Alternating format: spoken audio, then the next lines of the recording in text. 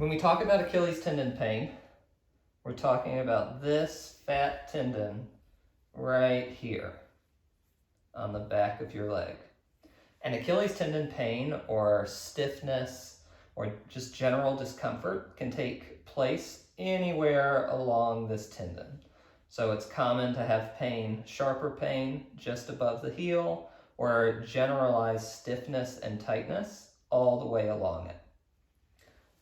Now it's important to remember, or important to know, that this Achilles tendon is attached to this calf muscle right here, your lower calf muscle, which is called the soleus. If you've ever taken a long break from running and started again, you've probably noticed that this part of your calf gets quite sore. The soleus does the brunt of the work in running. The gastroc is the fatter muscle up top.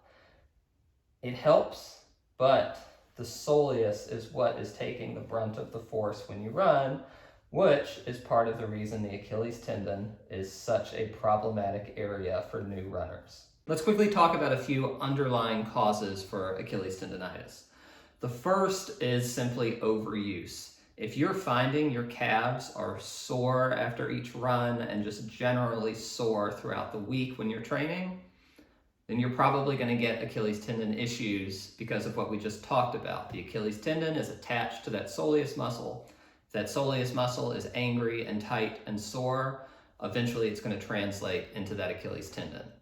Your shoes could also be helping feed a cycle of calf soreness and Achilles tendon soreness.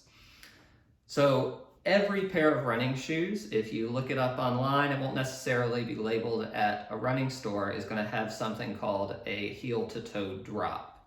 And generally speaking, running shoes have a 6 to 9 or 10 millimeter heel to toe drop, meaning that the heel is 6 to 10 millimeters taller than the forefoot of the shoe. Now, what this is supposed to do is relieve a little bit of that Achilles tendon pressure when you run. But over the course of time, some shoes have gone way up and then, way up to 15 or even 2 centimeters of heel to toe drop. And then what happens is we get shoes that go the other direction and have what's called a level running platform, meaning the heel and the toe are just as thick.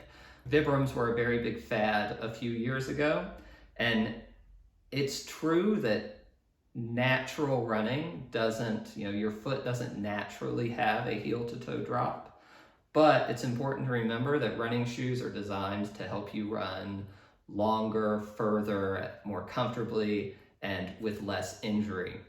And if you're new to running, I would strongly recommend you not get a level shoe or run in a minimalist shoe, because it's going to tax that Achilles tendon, that soleus, quite a bit more than a traditional run trainer, which again has a heel to toe drop of 6 to 10 millimeters. That will help relieve some of the pressure that your soleus is feeling.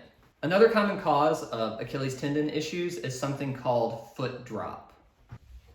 Foot drop occurs on the recovery of each run stride. So when the right leg is coming forward, if the toe is dropped in this manner, well below the heel, that's called a toe drop. We don't want to see a huge drop here, and we especially don't want to see a huge drop on contact.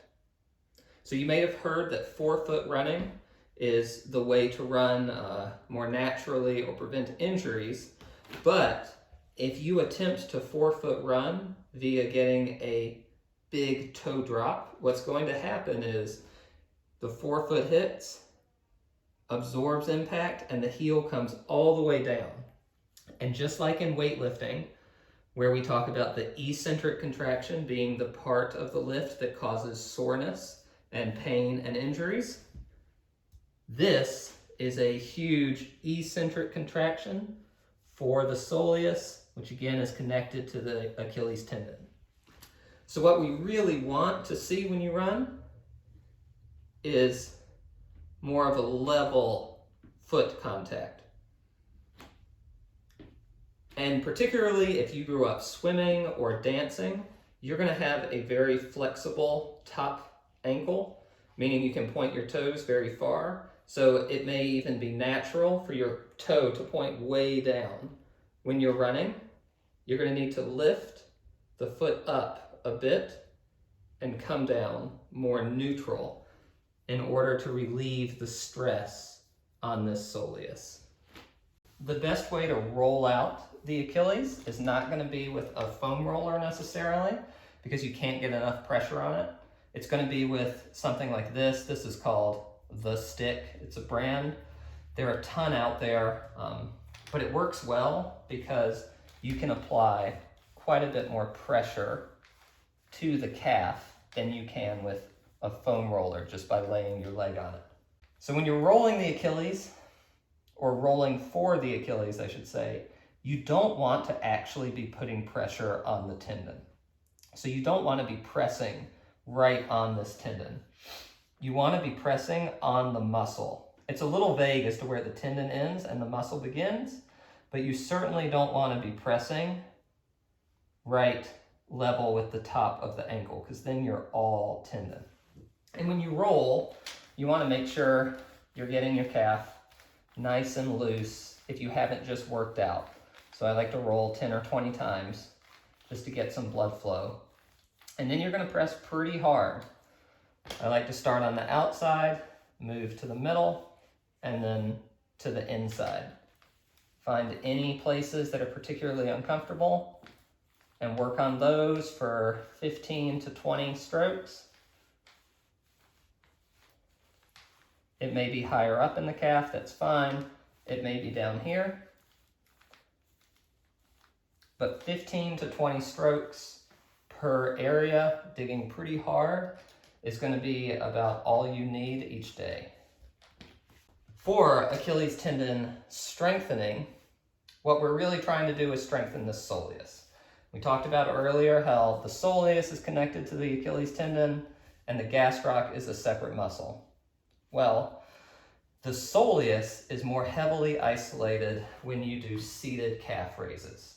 So when you're doing calf raises to strengthen the soleus, you want to do them with a bent knee. If you're doing the standing calf raise at the gym with your knees quite locked out, you're focusing more on the gastroc and less on the soleus. Now you don't want to do this until you don't want to do this when you're actively having discomfort in the Achilles. The first thing to do is to rehab it, like we've talked about earlier in the video, and then move on to strengthening. But a seated calf raise or a bent knee calf raise is going to be the way to more heavily strengthen and target that soleus and thus help protect the Achilles tendon than a straight leg calf raise.